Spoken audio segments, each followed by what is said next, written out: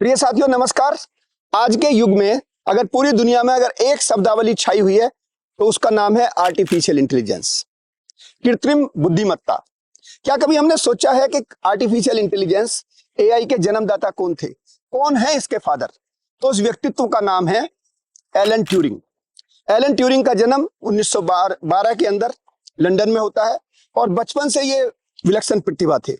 इन्होंने student life में ये सोचा कि क्या मशीन सोच सकती है, और इसी सिद्धांत के आधार पे इन्होंने आर्टिफिशियल इंटेलिजेंस का जन्म दिया।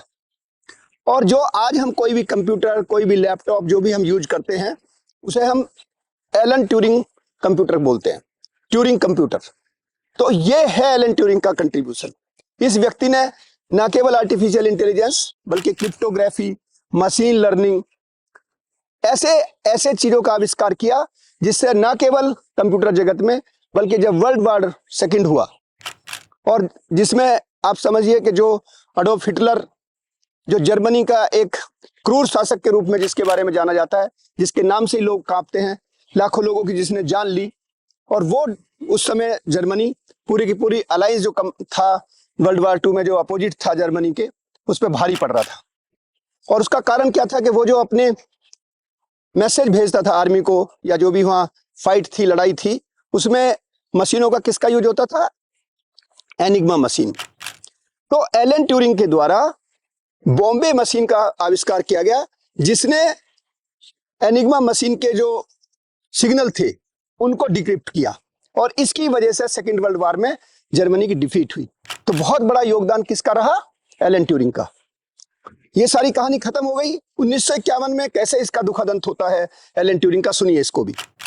1951 में एलन ट्यूरिंग के घर में चोरी हो जाती है।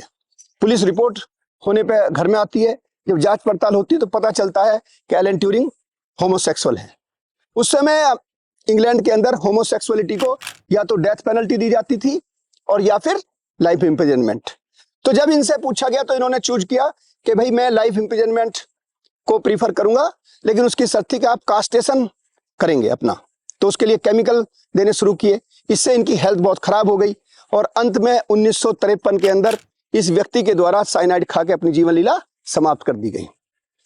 अब समय बीता, 2008 के अंदर जो ब्रिटिश सरकार है उसने माफी मांगी एलन ट्यूरिंग से मरने के बाद, और 2013 के अंदर जो रॉयल पार्डन इनको दिया गया। तो ये है एलन ट्यूरिंग का कृतित्व और महत्व। तो जुड़े रहिए हमारे चैनल के साथ, इसको सब्सक्राइब करिए और अपने साथियों में इसको शेयर करिए। बहुत बहुत धन्यवाद। नमस्कार, जय हिंद।